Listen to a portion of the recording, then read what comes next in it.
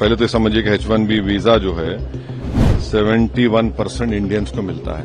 मेरी शिकायत ट्रंप से तो है, मगर सबसे ज्यादा शिकायत मेरे देश के प्रधानमंत्री से है। आपने अहमदाबाद में इतना बड़ा मीटिंग की, स्टेडियम में मीटिंग की, हाउडी मोडी किया आपने, ये क्या फायदा हुआ बताइए? और हम लोग क्या कर रहे हैं? पाकिस्तान का मिलिट्री चीफ जाकर खाना खाता है ट्रंप के साथ।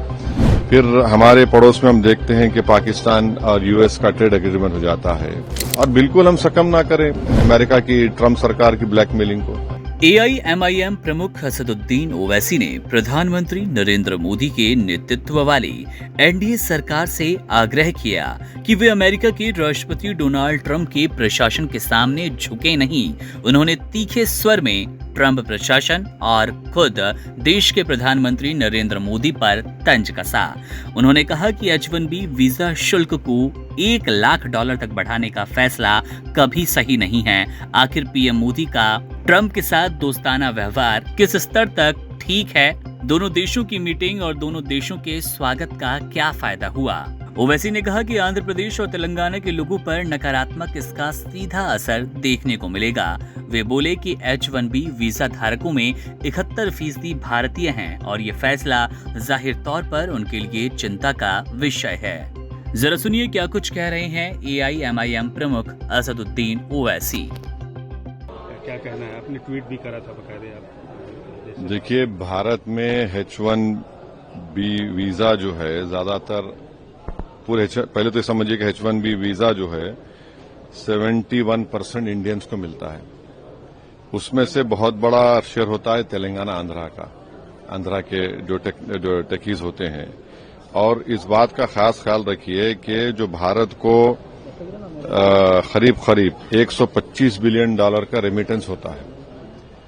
अब अगर आइंदा से जिस किसी को भी H1B वीजा मिलेगा और उसके एम्प्लॉयर्स को कहा जाएगा कि भाई $1 लाख आप जमा करवाइए, तो फिर इसका डायरेक्ट असर हमारे भारत के लोगों को पड़ेगा, नौजवानों को, जो बड़ी मेहनत करते हैं और बड़े इदारों में, कॉलेजेस में जाकर अपनी तालीम को मुकम्मल करते हैं, और उसका बुरी तरह असर पड़ेगा।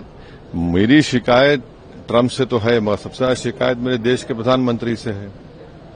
आपने अहमदाबाद में इतना बड़ा मीटिंग की, स्टेडियम में मीटिंग की, हाउडी मोडी किया आपने, ये क्या फायदा हुआ बताइए? और हम लोग क्या कर रहे हैं?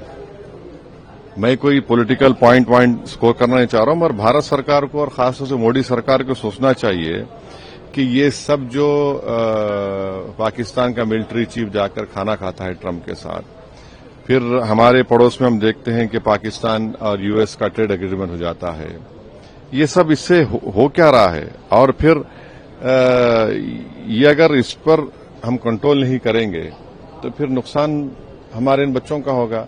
और हम ये उम्मीद करते हैं कि हमारे जितने ट्रेड एग्रीमेंट्स, करीब 16 या 18 ट्रेड एग्रीमेंट्स हम डॉलराइजेशन करके रुपीस में दे रहे हैं, वो करने की जरूरत है।